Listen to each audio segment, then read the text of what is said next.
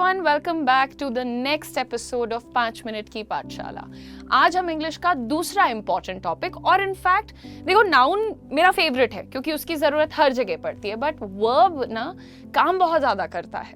तो इस टॉपिक पर बात करेंगे और इस टॉपिक का नाम मैंने बता दिया है वर्ब। वर्ब सबसे पहले तो देखिए एक्शन होता है, लेकिन सिर्फ एक्शन नहीं होता है और इससे कहीं ज्यादा होता है। तो इसको कुछ सिंपल कॉन्सेप्ट्स में हमने बांटा है, इसको ध्यान से सुनो और अपने वर्ब के डर को भगा दो। चलो स्टार्ट करते हैं with concept number 1। Verb is equal to an action और स्टेट ऑफ बीइंग। देखिए वर्ब दो तरह के होते हैं, एक्शन या फिर स्टेट ऑफ बीइंग आप इसको कहते हैं, यानी किसी चीज की अवस्था कहते हैं। जैसे अगर हम एक्शन की बात करेंगे तो हम कहते हैं वह तेज भागती है, भागना एक एक्शन है। अंग्रेजी में इसी चीज को कहेंगे शी रन्स फास्ट, यहाँ पर रन्स वर्ब है। ऐसे ही अगर हम कहेंगे ही इज अ डॉक्टर, यहाँ इज एक वर्ब है और ये किसी की अवस्था स्टेट ऑफ बीइंग आपको बता रहा है।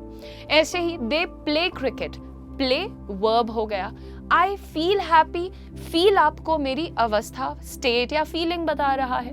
वर्ब हमेशा बताता है कि सब्जेक्ट क्या कर रहा है या कैसी स्थिति अवस्था में है, इसीलिए वर्ब के दो मेन काम मैंने आपको बता दिए हैं। कॉन्सेप्ट नंबर 2 की तरफ चलते हैं। इसको आप टेस्ट करिए टाइम के साथ, यानी कि कैसे पहचानेंगे भाई वर्ब को। अगर किसी वर्ड का फॉर्म पास्ट, प्रेजेंट, फ्यूचर में बदल रहा है तो वो वर्ब है। जैसे गो वेंट हो जाता है, फिर फ्यूचर में विल गो हो जाता है। ईट एट हो जाता है पास्ट में, फ्यूचर में विल ईट हो जाता है। राइट पास्ट में रोट है, फ्यूचर में विल राइट हो जाता है। लेकिन हैप्पीनेस जो कि एक नाउन है, ये पास्ट या फ्यूचर में कोई बदलाव नहीं एक्सेप्ट करता है। तो वर्ब की पहचान है टाइम के अनुसार बदलते रहना। इसीलिए हमेशा अपने बच्चों को कहती भी हूं कि don't be a noun, be a verb. अब यहाँ पर बात करेंगे 5 रूल्स ऑफ वर्ब्स की, और ये वो रूल्स हैं जो बिगिनर्स को तो 100% जानने चाहिए। सबसे पहले वर्ब्स चेंज विद टेंस, यानी कि टाइम के अनुसार बदलते हैं। जैसे प्रेजेंट में आप कहते हैं आई ईट, यानी मैं खाती हूँ। मैंने खाया था, आई एट। मैं खाऊंगी, आई विल ईट। तो वर्ब यहाँ पर टेंस के हिसाब से बदल रहा है। Number 2, verbs agree with subject. यहाँ पर सिंगुलर और प्लूरल का कॉन्सेप्ट भी जोड़ो। अगर तुम्हारा सब्जेक्ट सिंगुलर है तो वर्ब भी सिंगुलर रहेगी। आप कहते हो दे रन, पर सिंगुलर के लिए कहोगे ही रन्स। दे प्लूरल है तो वर्ब भी प्लूरल है, रन रहेगा। ही शी सिंगुलर है तो वर्ब भी सिंगुलर रन्स बनेगा। तीसरा कॉन्सेप्ट देखेंगे, हेल्पिंग वर्ब क्या होता है।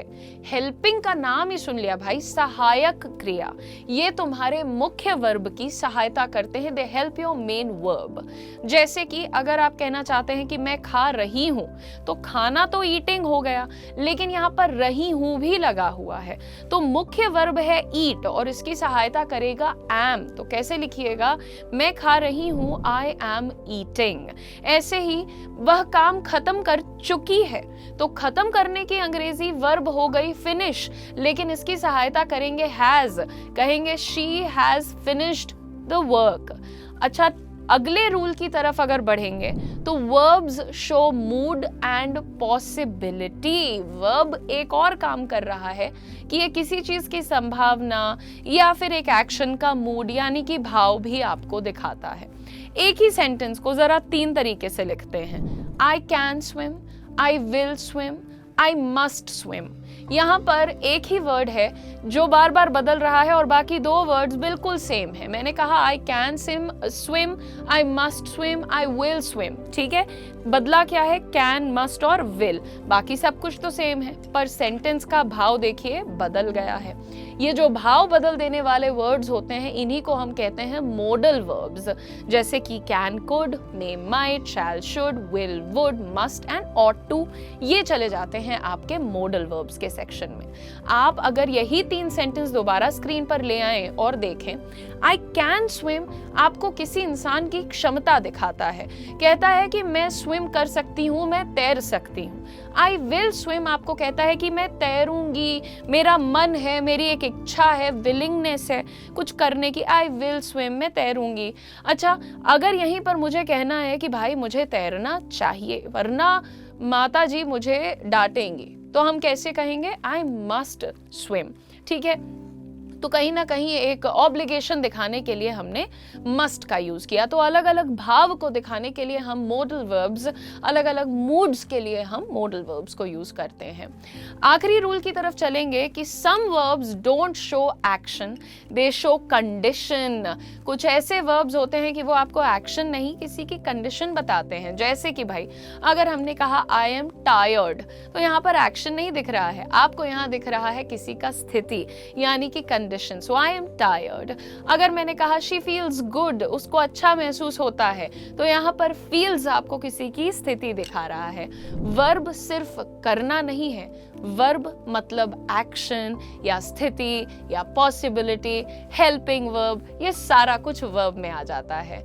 अब एक लास्ट कॉन्सेप्ट समझना कि वर्ब जो है ना वो अलग अलग तरीके के काम भी करता है। जैसे कभी एडजेक्टिव बन जाता है तो कभी नाउन बन जाता है।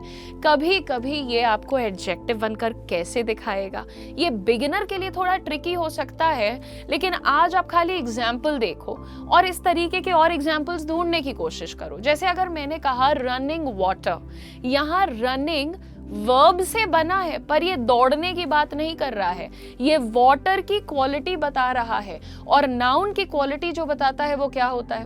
वो एडजेक्टिव होता है। हुआ ना बिगिनर्स के लिए ट्रिकी, बट रनिंग वाटर में सीधा फंडा देखो बेटा कि वाटर एक नाउन है, उसकी एक विशेषता है रनिंग वाटर, बहता हुआ पानी। तो यहाँ पर रनिंग एडजेक्टिव का काम कर रहा है। इसी से समझ लो कि कभी कभी आईएनजी वाला वर्ब जो है वो एडजेक्टिव का काम भी कर जाता है।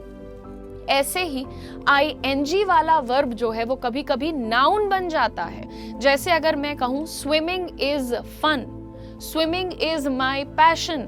अब तुम्हारा सब्जेक्ट यहाँ पर क्या है, तुम किस चीज के बारे में बात कर रहे हो, उसका नाम क्या है? उसका नाम है स्विमिंग। ये बना भले ही तुम्हारे वर्ब स्विम से है, पर यहाँ पर ये एक सब्जेक्ट का काम कर रहा है, यानी कि स्विमिंग इज अ नाउन। तो आईएनजी से अगर कोई शब्द बन रहा है और नाउन का काम कर रहा है, उसे हम कहते हैं जेरेंड। जैसे अगर मैं बोलूं कि आई लव रीडिंग, तो यहाँ पर भी मैं किस चीज से प्रेम करती हूँ? रीडिंग से। ये एक ऑब्जेक्ट है यानी नाउन है, तो आईएनजी का फिर से वर्ब नाउन का काम कर रहा है, तो ये क्या कहलाएगा? जेरेंड कहलाएगा। ऐसे ही आपको बता दें कि कभी कभी वर्ब का तीसरा रूप भी एडजेक्टिव का काम करता है। अगर मैं आपको बोलूं कि this is an eaten apple, यह एक कैसा सेब है? खाया हुआ सेब है। स्क्रीन पर पिक्चर आप देख सकते हैं, तो खाए हुए सेब को मैं कैसे डिस्क्राइब करूंगी? ईटन एप्पल बोलूंगी। ईटन वर्ब से बन रहा है पर यहाँ पर एडजेक्टिव का काम कर रहा है। तो वर्ब जो है ना यार इंग्लिश का दिल है, ये काम करता है तो बाकी सब कुछ होता है। इन्हें पहचानो एक्शन और स्टेट से, टेस्ट करो टेंस बदल करके, और याद रखो कि वर्ब कभी कभी नाउन या एडजेक्टिव का भी काम करता है। अगर नाउन इंग्लिश का फाउंडेशन है तो वर्ब इंग्लिश का इंजन है। अगर 5 मिनट की पाठशाला में मजा आ रहा है, सीख रहे हो, तो दोस्तों के साथ भी शेयर कर दो, बता दो कि उदिशा मैम 5 मिनट की पाठशाला लाई है जिसमें तुम काफी कुछ सीख सकते हो। Don't forget to subscribe to your channel S English.